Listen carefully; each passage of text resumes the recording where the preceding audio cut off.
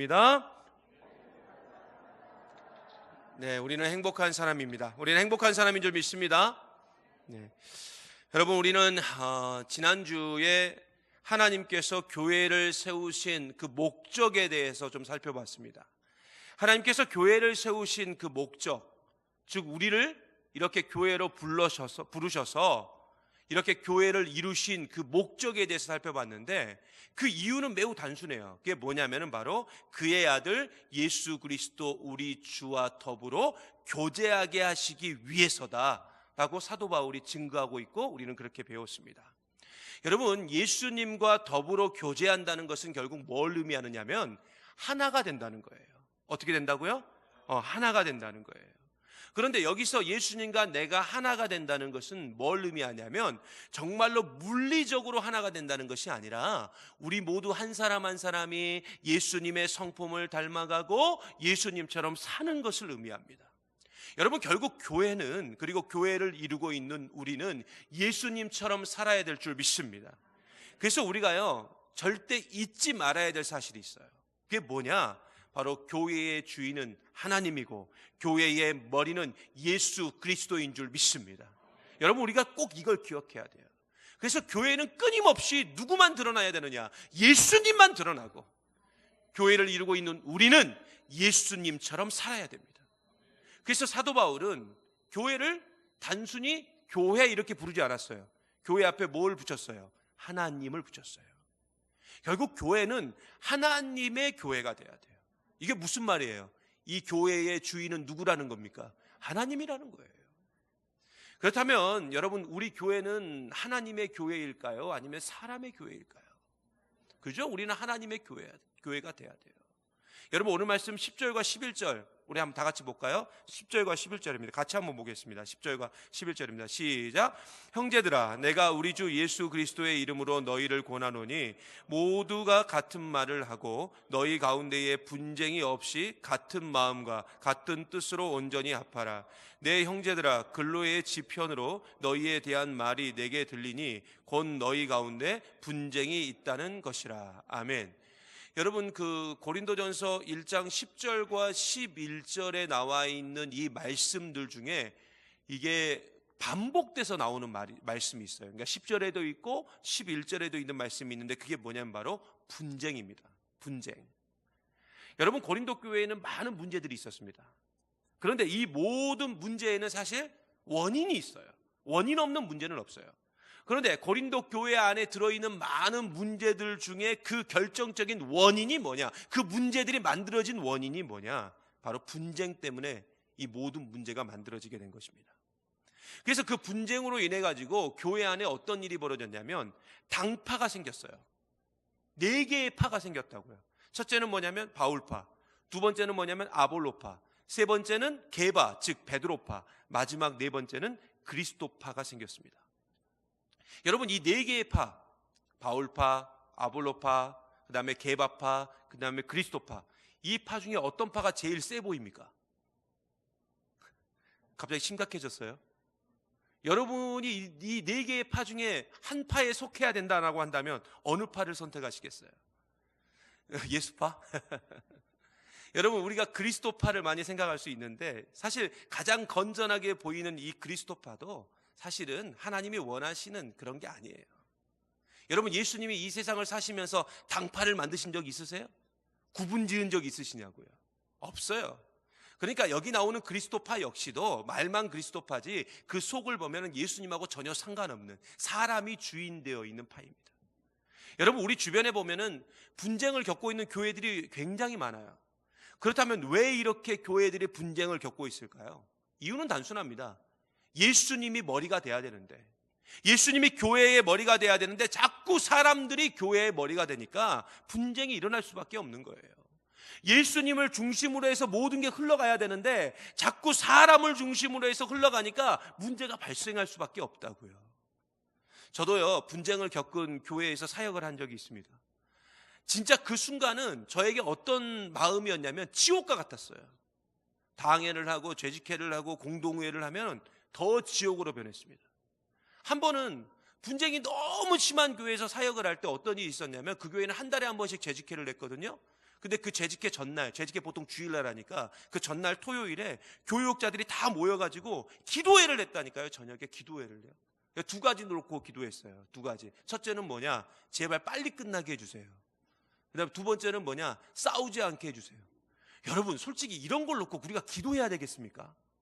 지금 기도할 게 얼마나 많은데 싸우지 않게 해달라고, 빨리 끝내달라고 그거 놓고 기도해야 되겠냐고요. 여러분, 진짜 분쟁이 심해지니까요, 나중에는 교인들끼리요 정말로 말도 안 되는 것 가지고 서로 시비를 거는데요, 지옥도 그런 지옥이 없었습니다.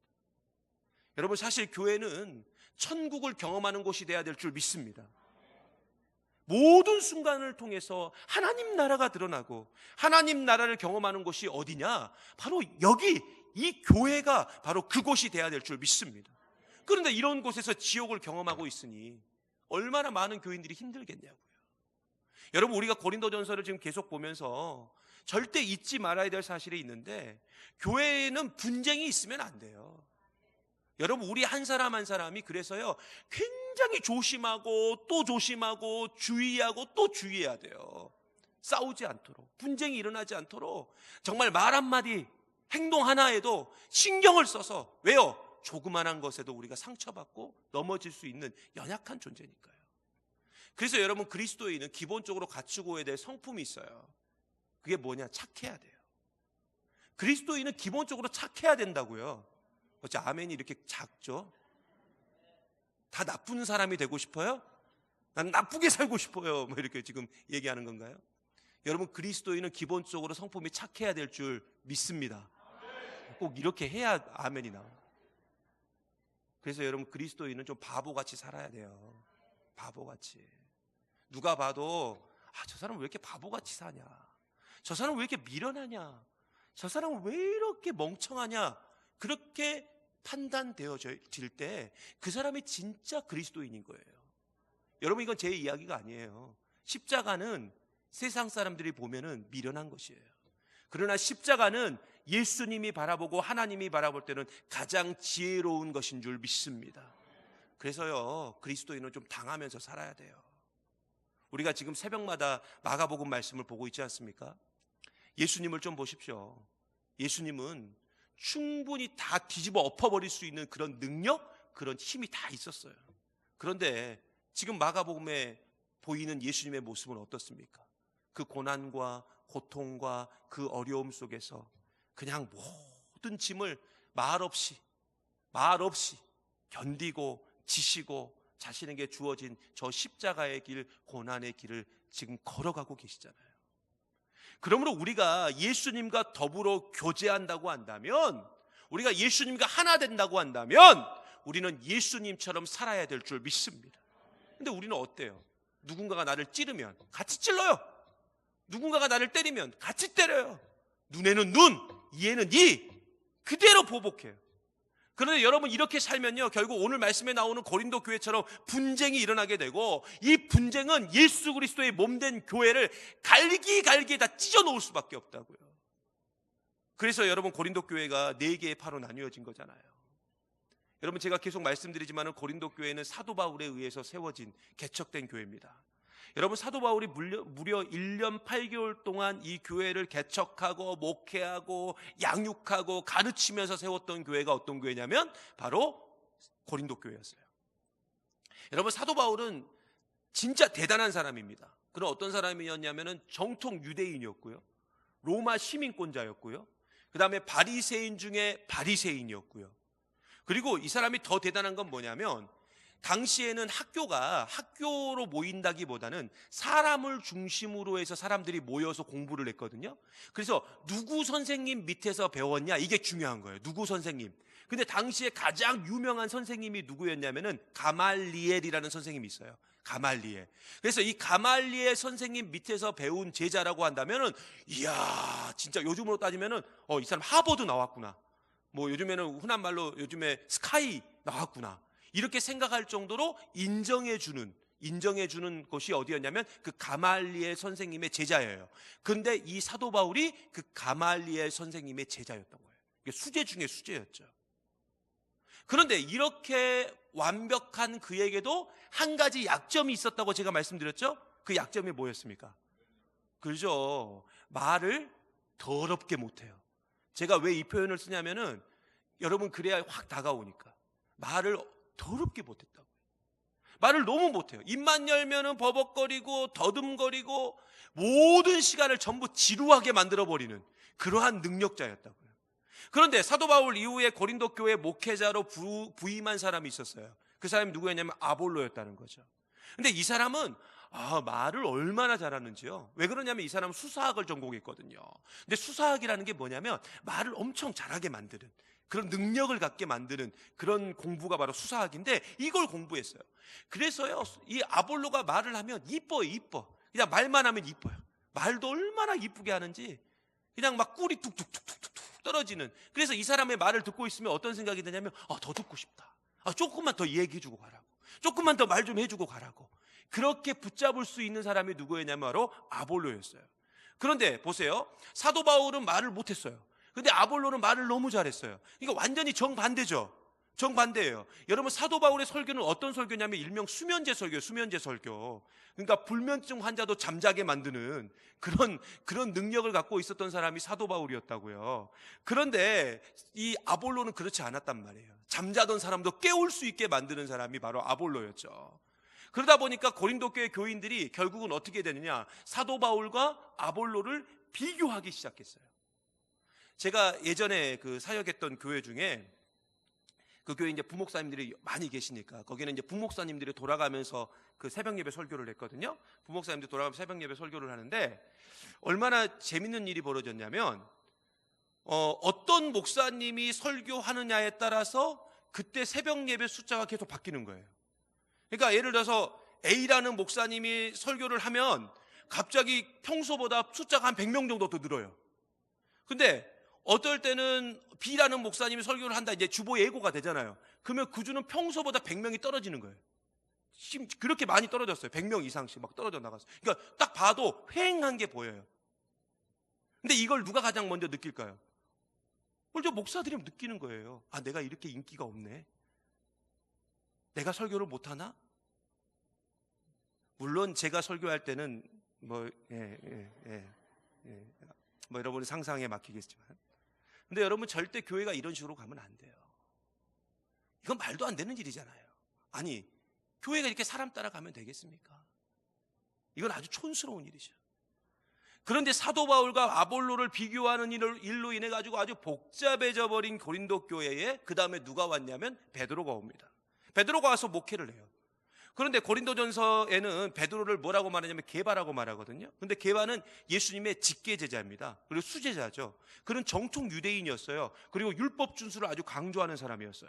그런데 사실 교회 안에서도 이렇게 율법 준수 그리고 그로 인한 금욕주의를 굉장히 좋아하는 교인들이 있어요. 우리 교회 교인들 중에도 그런 분들이 계셔요.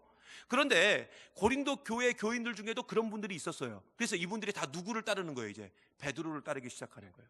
그래서 교회 안에 자연스럽게 어떤 일이 벌어졌냐면 바울파가 생겨나고 아볼로파가 생겨나고 게바파가 생겨났어요. 그런데 웃긴 건 뭐냐면 이걸 또 멀리서 바라보는 사람들이 있었죠. 야, 이게 뭐냐 교회가, 이 교회가 이렇게 갈라지고 말이야, 이러면 안 돼. 우리는 예수의 제자야. 그러니까 우리는 우리끼리 만들어서 팔을 하나 만들자. 그래서 이 사람들께 뭔 팔을 만들었다고요? 그리스도파, 예수파를 만든 거예요.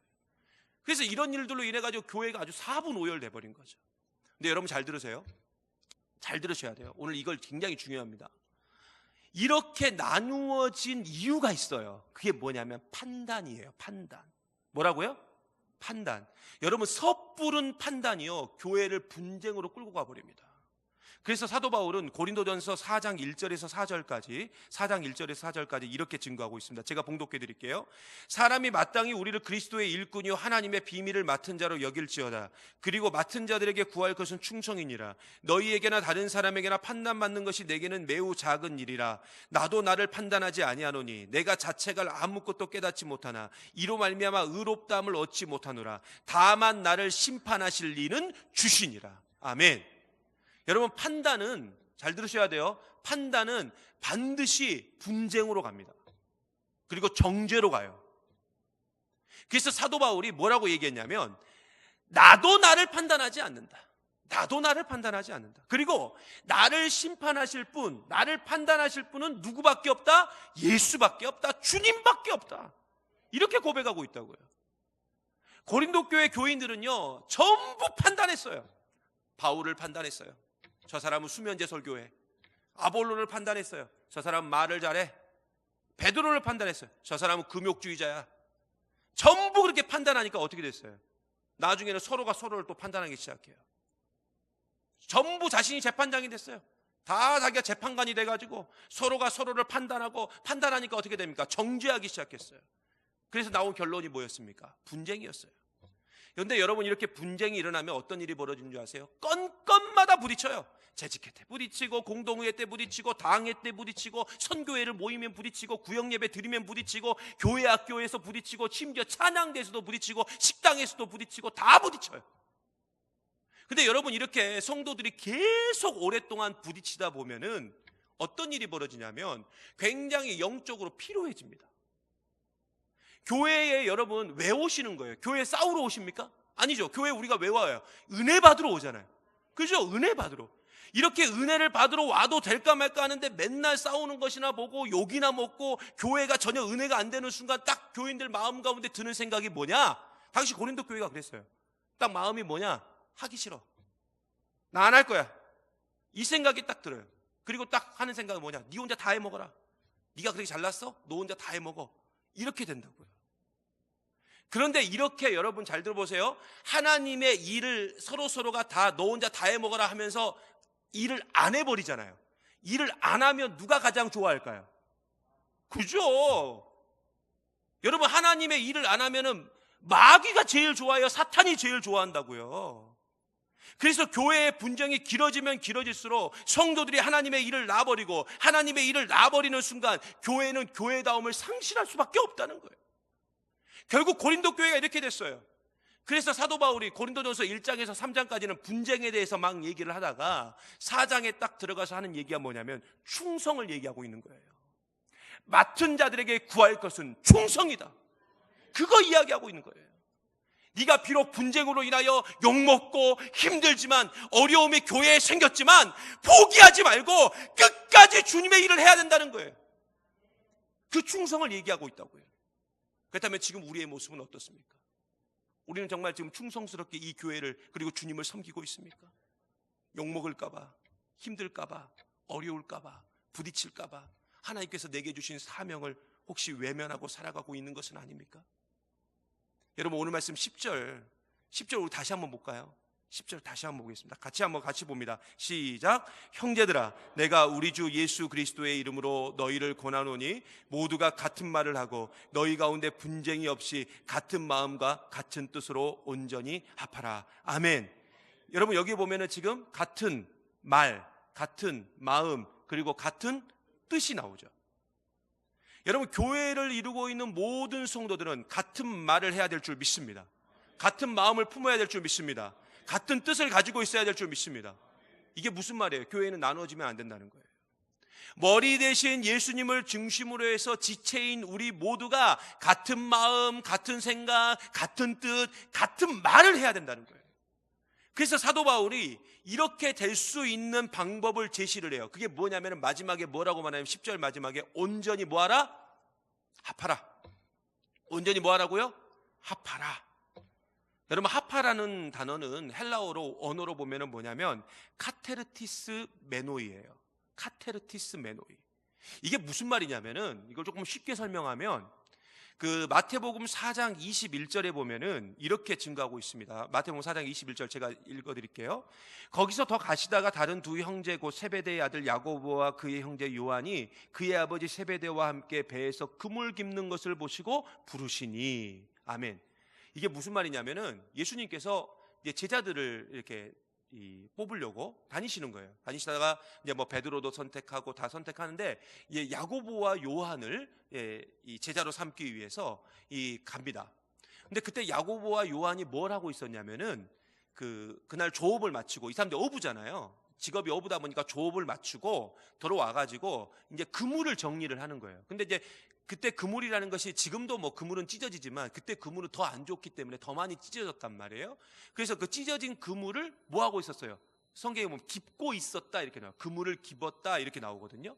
근데 여러분 잘 보세요. 그 그물을 깊다라는 말이 뭐냐면은 카테르티스 메노이예요. 그러니까 이게 하파라고요. 하파라. 그러니까 하파라는 어떤 의미가 있냐면은 망가진 그물을 수선하듯 망가지고 끊어진 교회를 좀 고쳐서 제자리로 돌려놓고 회복하라, 이런 의미가 바로 온전히 하파라는 뜻이에요. 그럼 어떻게 하면 이렇게 회복될 수 있을까? 여러분 오늘 말씀 13절에 보면 이렇게 증거합니다. 13절, 그리스도께서 어찌 나뉘었느냐? 바울이 너희를 위하여 십자가에 못 박혔으며 바울의 이름으로 너희가 세례를 받았느냐? 아멘. 여러분 이 말씀이 지금 주는 그 의미는 뭐냐면은 딱 하나예요. 교회의 주인은 하나님이고 교회의 머리는 예수 그리스도라는 거예요. 즉 그 얘기하고 있는 거예요. 지금 사도 바울이 13절의 말씀을 통해서. 결국 교회의 머리가 누구인지를 알면 온전히 합해질 수 있다는 거예요. 여러분 교회는 사람이 주인이 되고 사람이 머리가 되면 절대로 안 되는 줄 믿습니다. 교회는 오직 하나님이 주인 되고 예수님이 머리가 돼야 돼요. 교회는 그래서 예수로 시작해서 예수로 끝나야 돼요. 그게 교회라고요. 그래서 여러분 내 생각 말하지 마세요. 내 생각에는, 그리고 뭐 하나님의 말씀을 빗대어서 여러분 생각 얘기하지 마세요. 여러분 뜻 이야기하지 마세요. 교회는 오직 예수님의 생각을 말하고 예수님 뜻대로 행하는 것이 바로 교회인 줄 믿습니다. 여러분 지금 우리는 누구의 생각과 누구의 뜻으로 지금 행하고 말하고 있습니까? 여러분 사람의 말 듣지 마세요. 사람들이 이런다 저런다 그런 말 듣지 말고 예수님의 말만 들으시기를 간절히 소망합니다. 사람의 생각 나누지 마세요. 예수님의 생각을 나누고 사람의 뜻대로 행하기보다 예수님의 뜻, 하나님 말씀대로만 살기를 간절히 소망합니다. 그래서 우리가 설교 전에 늘 부르는 찬양의 가사 중에 그런 게 있죠. 하나님 말씀에 생명을 걸고 하나님 말씀에 운명을 걸면서 나아가는 저와 여러분 되시기를 간절히 소망합니다.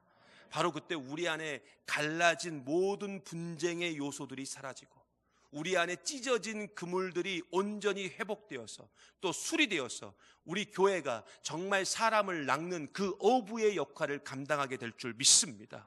오늘도 이런 아름다운 교회를 만들어가기 위해서 비록 여러분의 자리가 너무나도 힘들고 너무나도 고통스럽고 어렵지만 끝까지 충성하십시오. 그리고 하나님의 뜻, 예수님의 뜻대로만 살아가서 하나님이 가장 기뻐하시는 우리 가정, 우리 교회를 만들어가는 저와 여러분 되시기를 간절히 소망합니다. 여러분 오늘 말씀을 기억하면서요, 우리 함께 이 찬양 함께 했으면 좋겠습니다. 이런 교회 되게 하소서라는 찬양을 함께 했으면 좋겠어요. 이 찬양의 가사 하나하나 여러분 좀 가슴에 품고 주님 우리 교회가 이런 교회 되게 하여 주시옵소서라고 이런 마음을 가지고 우리 함께 찬양하고 결단하며 주님 앞에 나아가겠습니다.